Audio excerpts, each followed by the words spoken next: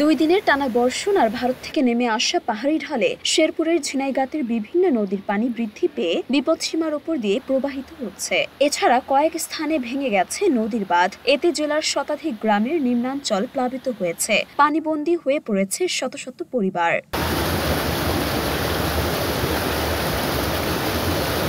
কৃষি বিভাগের তথ্যমতে জেলায় গত ২৪ ঘন্টায় ২২৫ মিলিমিটার বৃষ্টিপাত হয়েছে।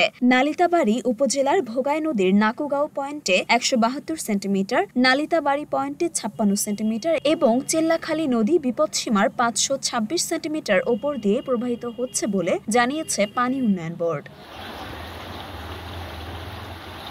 স্থানীয়রা জানান, শেরপুরের নালিতাবাড়ীর ভোগাই নদীর দুই পাড়ের কয়েকটি স্থানে দেখা দিয়েছে ভাঙন। পানি বৃদ্ধি অব্যাহত থাকলে বন্যা পরিস্থিতি আরও অবনতি হওয়ার আশঙ্কা করছেন স্থানীয়রা। এদিকে শ্রীবরদীর সীমান্তবর্তী ভারত থেকে নেমে আসা সোমেশ্বরী নদীর পানিও বৃদ্ধি পাচ্ছে।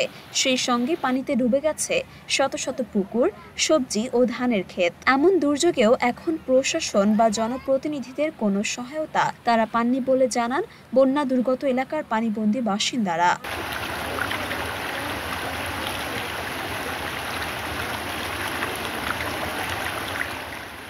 মরিয়ম মিম, ঢাকা পোস্ট।